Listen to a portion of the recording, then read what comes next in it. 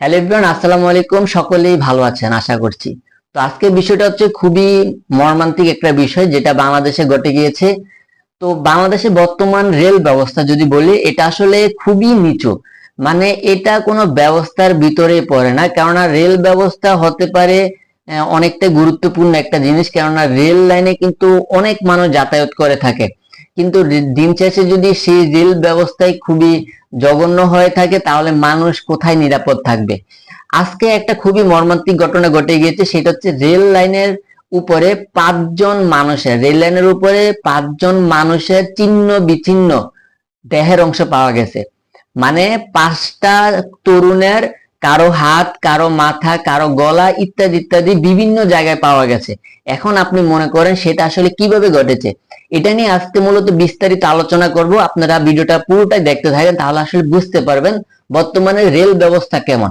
এখানে আজকে প্রথম আলো একটা পত্রিকা করেছে, পত্রিকার শিরোনাম ছিল কারো মাথা, কারো অঙ্গ বিচ্ছিন্ন, লাশ দেখে ছুটে আসেন লোকজন। মানে এক একজনের শরীরের অংশ এক এক জায়গায় পড়েছিল। আর এই ঘটনা ঘটেছিল নরসিংদীতে। বিস্তারিত আমি আলোচনা করছি, আপনার পর শুনতে পারবেন। নরসিংদীর রায়পুরা উপজেলার মেথিকান্দা রেল স্টেশন সংলগ্ন কমলপুর এলাকায় ট্রেনে কাটা পড়ে কারো মাথা, কারো শরীর বিচ্ছিন্ন হওয়া লাশ রেল লাইনে পড়েছিল। আজ সোমবার সকালে এমন দৃশ্য দেখে স্থানীয় লোকজন ছুটে আসেন। মুহূর্তের মধ্যে সেখানে মানুষের আহাজারি ও চিৎকারে শোকার্ত পরিবেশ তৈরি হয়। কারো মাথা, কারো হাত, কারো পা, এক একজনের শরীরের অংশ যদি এক এক জায়গায় পাওয়া যায়, মানুষ তো এমনিতে ভয় পেয়ে যাবে, মানুষ তো এমনি চিৎকার শুরু করবে। আর এটা কিভাবে ঘটেছে আমি আপনাদেরকে বিস্তারিত আলোচনা করছি। ঘটনাস্থল পলাশতলী ইউনিয়নের কমলপুর থেকে মেথিকান্দা রেল স্টেশনে প্রায় 1 কিলোমিটার দূরে। ঘটনাস্থলে রেল লাইনের এক পাশে খাল, অন্য পাশে রায়পুরা নরসিংদীর আঞ্চলিক সড়ক। এই সড়কে সিএনজি চালিত যানবাহন চলাচল করলেও স্থানীয় লোকজন তেমন চলাচল নেই। এলাকাবাসী বেশ নির্জন। দুই পাশে প্রায় আধা কিলোমিটারের মধ্যে কোনো বাড়িঘর বা দোকানপাটও নেই। খালের উপরে একটি সরকারি প্রাথমিক বিদ্যালয় থাকলেও রেল লাইন পার হয়ে ওই এলাকার মানুষের চলাচল কম। মানে রেল লাইনের যেখানে ঘটনাটি ঘটেছে তার আশেপাশে তেমন মানুষ চলাচল করে না, এবং আশেপাশে কোনো বাড়ি ঘরে নেই। একটা প্রাথমিক বিদ্যালয় আছে, কিন্তু এটা প্রায় সময় বন্ধ থাকে, বেসরকারি হয়তো।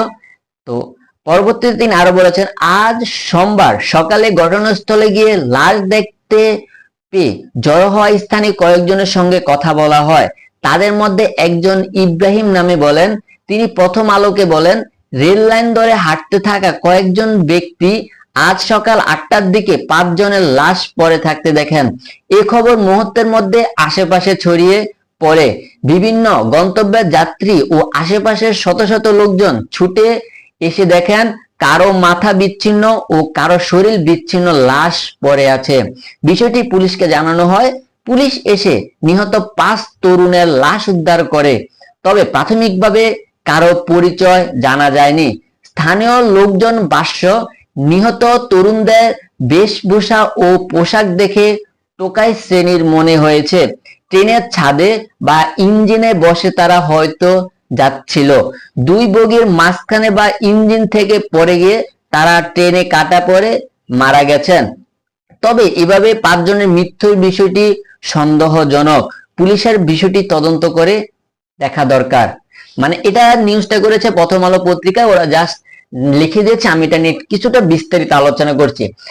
রেল লাইনে কাটা পড়ে যে 5 জন মারা গিয়েছে তাদেরকে প্রায় টোকাই বলে মনে হচ্ছে, যারা রাস্তাঘাটে জিনিসপত্র টোকাই এবং পরবর্তীতে বিক্রি করে তাদের করে মনে হচ্ছে। আপনারা জানেন রেল স্টেশনে কিন্তু কিছু শ্রেণীর বাচ্চারা আছে, তারা প্রতিনিয়ত দৌড়াদৌড়ি পারাপারি, মানুষ আসলে তাদের কাছ থেকে টাকা পয়সা চায় এবং তারা কাগজ, বোতল ইত্যাদি ইত্যাদি ক্রয় করে ইত্যাদি ইত্যাদি টোকাই আনে এবং পরবর্তীটা বিক্রি করে তারা খাওয়া দাওয়া করে জীবনযাপন করে। এটা হচ্ছে তাদের লাইফ। কিন্তু এই ঘটনাটার পরে কিন্তু রেল স্টেশনে যে শিশুরা আছে তাদেরকে একটু বেশি নজর আনা উচিত, কারণ তাদের কোনো ঘুমানোর জায়গা নেই। তারা মূলত বেশিরভাগ সময় যে ট্রেনগুলা বন্ধ থাকে এবং যেগুলা কোনো চলাচল করে না, কম চলাচল করে, সেই ট্রেনের ভিতরে উঠতে পারে না, সেক্ষেত্রে তারা ট্রেনের ছাদের উপরে যায় ঘুমায়। বা ট্রেনের 2টা বগি যে থাকে, 2টা বগির মাঝখানে কিন্তু জায়গা থাকে, ওইখানে ঘুমায় থাকে। তো আজকে বেসিক্যালি যে ঘটনা ঘটেছিল, 5জন শিশু হয়তো ট্রেনের ছাদের উপরে ছিল বা দুইটা বগির মাঝখানে ছিল। পরবর্তীতে তারা হয়তো ঘুমিয়ে ছিল, পরবর্তীতে ট্রেনটা যখন চলে তারা হয়তো ট্রেনের শব্দে বা ট্রেনের চলার পরে তারা ট্রেন থেকে পড়ে যায় এবং ট্রেনের চাকাতে তারা ছিন্ন বিচ্ছিন্ন হয়ে যায়। এই ঘটনাটি করার পর আপনাদের সকলেরই সাবধান থাকা উচিত। এবং যে ঘটনাটা ঘটেছে আসলে খুবই মর্মান্তিক, কিন্তু প্রথম আলো এটা সন্দেহজনক হিসাবে বলেছেন, কারণ একসাথে 5জন মানুষের এভাবে মৃত্যুটা খুবই নর্মালি 1জন বা 2জন হইতে পারে, কিন্তু 5জন শিশু একসাথে মৃত্যু, এটা আসলে একটু সন্দেহজনক। এটা নিয়ে সরকারের এবং পুলিশের তদন্তের অপেক্ষায় রইল। ততক্ষণ ভালো থাকুন, সুস্থ থাকুন, আল্লাহ হাফেজ।